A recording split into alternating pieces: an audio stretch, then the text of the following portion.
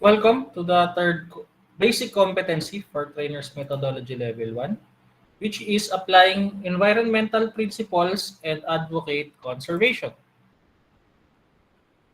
So, sustainable development is linked to climate change. So, sustainable development policies daw, alternative development pathways, sectoral environment/economic policies, and institutional and managerial changes in innovation technology change will result to climate change policies. So, sustainable development policies po kasi is basically how to sustain a how to be able to be self-sustenance yung inyong workplace. So, hindi siya nagko-consume ng much energy. At the same time, umiikot lang yung kanyang wastes. So, sustainable development policies will resort to climate change policies. Oops. So, from climate change policies, again, will result then into sustainable development, such as avoiding climate change damage, ancillary benefits and costs, spillovers and trade effects, and innovation/technological changes. The state of the environment. So, one of the 17 mega diverse countries in the world is the Philippines, containing two-thirds of the Earth's. Oh, sorry. These are the 17 mega diverse countries, which includes the Philippines pala. It contains two-thirds of the Earth's biodiversity, and it is also 70 to 80% of the world's endangered species. That's why we have animals and plants that are sa atin lang meron. So we are fourth in the world in bird endemism, in the world in mammal endemism, fifth in the world in the number of plant species, eighth in the world in reptile endemism. So again, we have different species of animals that are only we can find sa Philippines, such as the Philippine eagle, the tarsiers, etc. So these are the candidates for the new Seven Wonders of the World. So the Puerto Princesa Subterranean River National Park. So I've seen it personally, and it is captivating to say the least. Mayon volcano is considered as a perfect cone volcano. The Chocolate Hills and the Tubataha Reef. So, these are all candidates for the new Seven Wonders of the World. So, on the other hand naman, the Verde Island Passage Marine Corridor, as well as the Sulu-Sulawesi Marine Ecoregion, is the center of the marine shorefish diversity in the world. So, Philippine water resources naman. So, yung water supply daw natin is 146 B cubic meter, while the water consumption is about 40.9 na. So, ang consumption ratio natin is about 28%.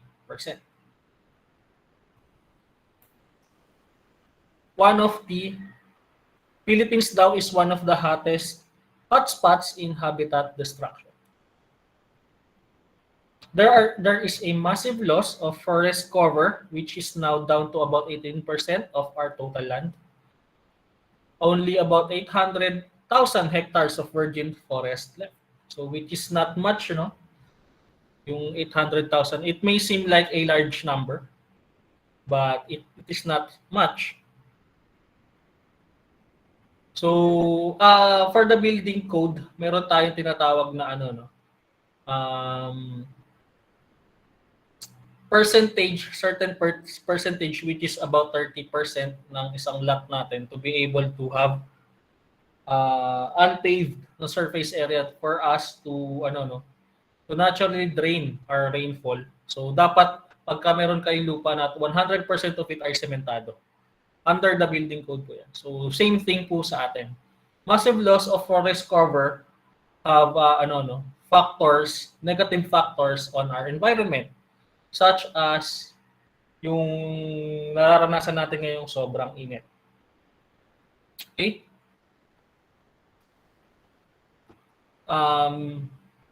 Threatened and endangered species is increasing at about 9.7% annually. Only 5% of our coral reefs remain in excellent condition. 30% to 50% of our seagrass beds were lost in the last 50 years, and only 112,400 hectares of mangroves left, declined from 450,000 hectares in 1980. So yung mangroves po is actually helping on typhoons and floodings. So they are at normally nasa shore ng either rivers or seas, and they actually negate the the pressure coming from the water, and as well as the yung atmospheric pressure from the tropical depressions. The degradation of coastal and marine ecosystem has affected fish population. Catch per municipal fishermen significantly went down from 1,500 kilograms per year in 1987 to about 1,100 kilograms per year, and it is declining pa rin as of now. Groundwater levels going down 5 to 10 meters for the last several decades that lead to saline intrusion and ground subsidence. 16 major rivers, 5 in Metro Manila, are biologically dead during the summers due to pollution. Kung mapapansin po ninyo, habang nagwo-worsen yung ating environment, ay tumataas ang sea levels. The purpose ang nangyayari po nun kasi is walang pinupuntahan yung water, hindi sila nagsisip into the land. Kasi nga sinesemento natin lahat, 'di ba? Hindi siya bumabalik sa tinatawag nating groundwater or yung aquifer nating tinatawag. So the natural cycle kasi ng tubig is condensation syempre and evaporation. So meron tayong dagat. 'Di ba? Through heat, mag-evaporate yung tubig dagat, mag-accumulate into clouds. So the clouds, through the process of condensation, mag-accumulate yung mga clouds na yon at uulan. Ang nangyayari, may part po kasi dapat ng pag-ulan natin, natural phase po ng environment yun na mapupunta sa groundwater, hindi sa seabed. Yung groundwater po kasi is our aquifers are below the bedrock yan, or kahit hindi naman pala below the bedrock, sorry. Aquifers are tinatawag nating yung parang groundwater na reservoir siya. Yan yung actually yung hinuhukay ng deep well. Yun yung tatamaan niya dapat para makakuha ng tubig. The problem with that is wala nang napupuntang tubig sa aquifers or sa groundwater kasi sementado lahat. Pupunta sa passages or bodies of water natin directly yung tubig. Tapos madumi pa. 'Di ba? May solid matters siya like wastes na pollution. Pupunta siya, magbabara, tataas yung tubig. So 48% of the water pollution is caused by household waste compounded by the lack of an adequate sewerage system. That is why also septic tanks before are yung mga septic tank natin, butas yung ilalim dati ng septic tank dahil pinapasipsip sa groundwater. Ngayon dapat meron tayong tinatawag na sewerage system. So, sewerage system is not actually collecting of the waste lang, but actually repurposing it. One of the major structures that has a sewerage and treatment system are malls. So, required po kasi pagkalagpas ng 4 cubic meters, ang ating daily consumption per capita nung said structure, required na po silang magkaroon ng what we call the sewage treatment plants or STPs. So STPs actually retreat water and repurpose it. So don't worry, no? So yung mga tubig sa sa CRs ng ating mga malls are repurposed water. But don't worry about it. Certified and calibrated ang ating mga STPs to have a certain percentage for a specific use of waters. Like for example, I think 80% clarity is pwede na if you kung gagamitin siya sa CRs, sa restrooms, like for flushing of the toilet and the sinks, which is understandable. Pero syempre, kung for drinking purposes yan, we need to treat it about 95%, I think.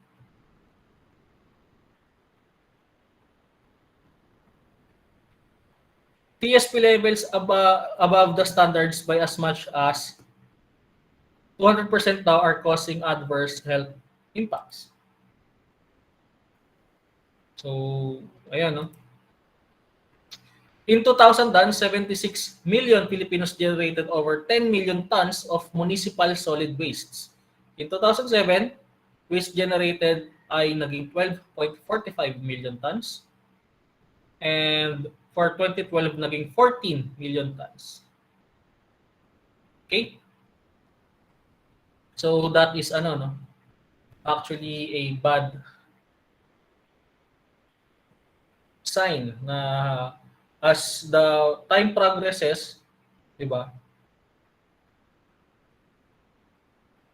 Tayo ay nagkakaroon ng mas maraming waste. Di ba?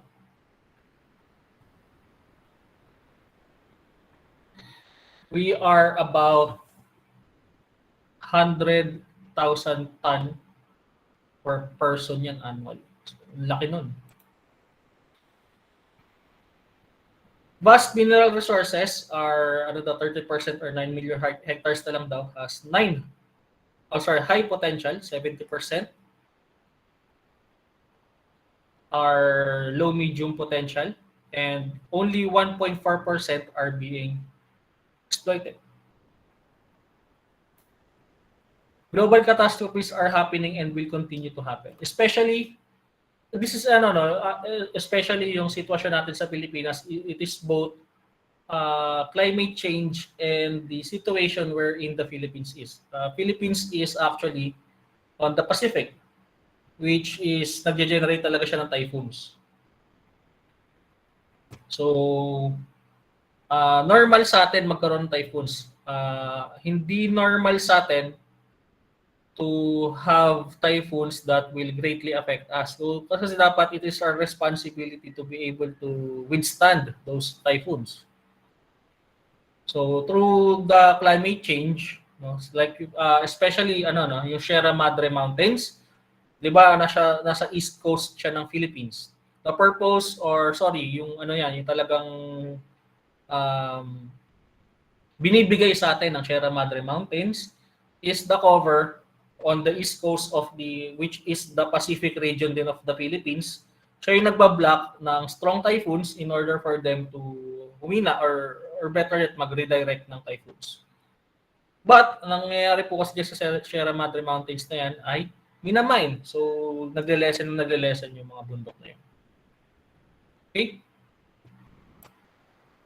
The need for environmental protection. Presently, there is an alarming rate of environment degradation. There are adverse environmental issues and problems, and they bring havoc and poses as a serious problem. Global environmentals, do we know them all? Climate change, ozone depletion. So, ozone depletion also contributes to the global warming. Deforestation and desertification, water scarcity of the fresh water, losses of soil, reduction of biodiversity, and tsaka yung isama ko lang yung yung pag-abrupt natin ng ecosystem. Land, atmosphere and ocean pollution, scarcity of natural resources and energy, food security, depletion of biological resources overpopulation, residue production, accelerating trends of urbanization, and development of megacities. So, progress for the sake of progress is a good thing, not unless hindi na may sinasacrifice kang aspect, which is hindi naman ano eh, 'di ba? Yung urbanization is not necessarily a bad thing, but if you weigh in the factors wherein it destroys the environmental aspect, mas maano 'yun, mas malala 'yun. It can have potential problems rather than benefits. So, for the philosophy, for humankind to survive and improve its quality of life, it is absolutely necessary for everyone to become aware of and understand humanity's relation to the environment. So basically, it says that our environment is not entirely our own. Meron tayong ibang species of animals. Given the fact na tayo ay ang pinaka-advanced na species sa mundong ibabaw, pero it is also our responsibility to conserve the said environment. Kasi hindi lang naman tayo ang nabubuhay dito. We should develop values and attitudes of conservation and social justice and act alone or in groups in such ways as to correct or prevent environmental problems. To save mankind, everyone should be actively engaged in environmental protection.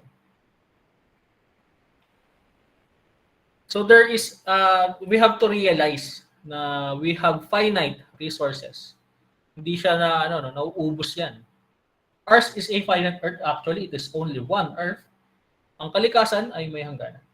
And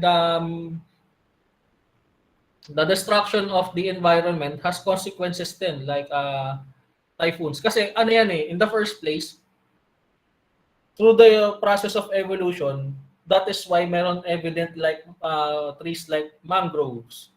Bakit tayo nagkaroon ng animals that can adapt to certain situations, di ba? And plants that can help us actually in furthering or protecting our environment, because that is the process of evolution and natural selection. So we, as humans, started quote-unquote playing God. Akala natin, atin lahat ito, yung finite na resources, dahil ang perception natin is it is our own, it is our ownership lang, and we tend to abuse said ownership of the finite resources, which is not a good thing to think about. It is selfish in nature. So sometimes daw po there is there is no living thing as inhuman as a human. So tayo pa ang hindi makatao minsan. Okay? Natural resources needed to maintain the lifestyle of one person in the United States are equal to what is required to 200 and 300 Asians. Imagine what would happen if the same North American lifestyle would be extended to people everywhere. I'm not saying that we should not embrace Western culture, but we should practice first minimalism. No? So kasi ang culture minsan kasi ng people from the United States is the excess. They are exercising their freedom, but at the same time at the expense of of the excess and hedonistic approach. So that is being selfish.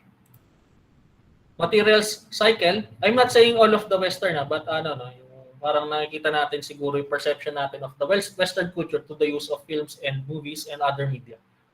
Material cycle and pollution, everything must go somewhere. Ang lahat ay may patutunguhan, di ba? Ang proper way to do it is to help make it go somewhere na it can be of further use, or at the very least can degrade or destruct or destroy anything.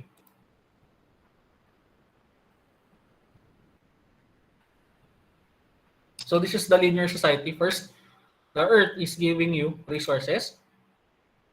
Tinatanong, where shall we put it? Is it safe? Next is, wait. So first daw is we are giving a resource that we will convert through the use of manufacturing. It will be consumed by the consumers.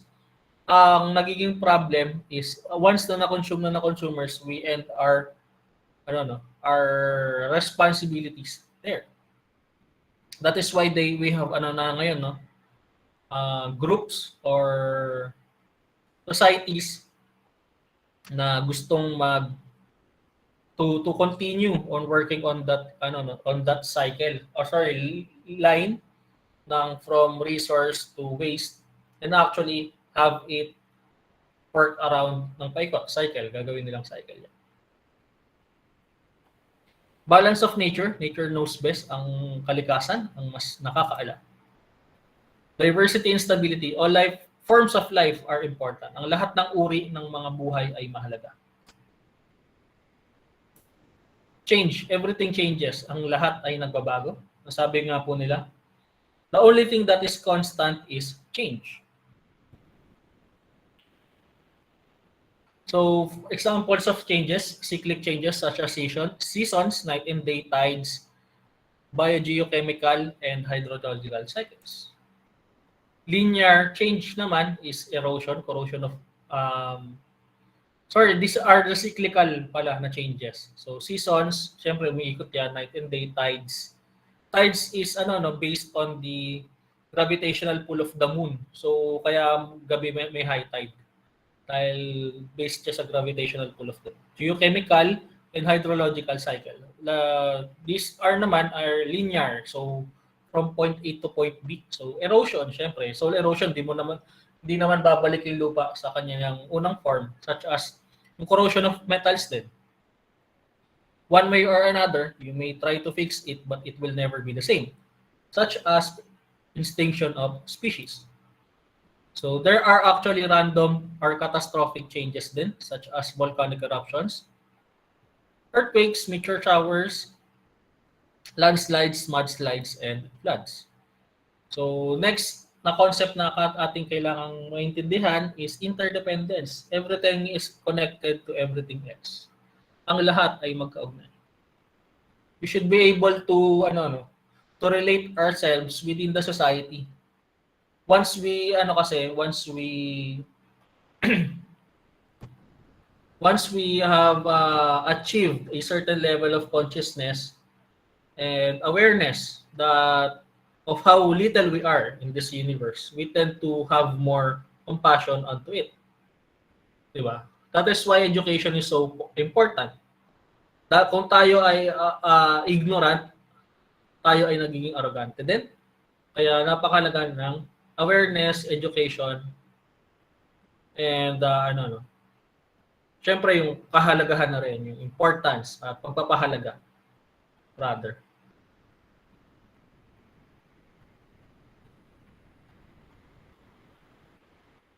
So this is yung actually yung ugali nating ganyan in an aspect is based on the hierarchy of needs. So yung hierarchy of needs po kasi from bottom to top po yan. So first is the physiological needs. Syempre kailangan nyo makater yung physiological needs nyo such as air, water, food, etc. Bahay, sleep, di ba? Damit. Next is safety needs. Personal security, employment, career, health, resources, property. Next is belongingness. So belongingness are friendships, intimacies, love, family, sense of connection. Next is esteem, respect, self-esteem, status, and whatnot. Last or on the top of the hierarchy of needs is self-actualization. Desire to become the most that one can be. Ngayon, kung bakit tayo selfish in nature muna, kasi we are deprived of those needs. So, struggle pa lang yung pag-achieve natin ng physiological, yung bottom needs na physiological needs and safety. That is why we don't value our self-actualization to be able to become a better person as well as to be able to help the society by being a better person. So that is the Maslow's hierarchy of needs. So one must have or achieve the the hierarchy of needs. Packet tayo ng packet to become better persons. So if we are bound to have physiological and safety needs lang, the more we think selfishly kasi yung pangalang hindi natin ma-provide para sa ating sarili, huwag natin unahin yung ibang tao, sarili muna natin. So that is a theory that I am sharing kung bakit tayo ganito mag-isip. The concept of interdependence, complex interactions exist between the living and non-living components of the ecosystem. So there is an interdependence or the law of the law of karma yan. Siyempre, lahat ng ating ginagawa will come back to us. The structure and function of ecological systems are interrelated with the socio-economic systems. So kung ano yung galaw natin sa socio-economic systems natin, like the industries, will reflect on the ecological systems.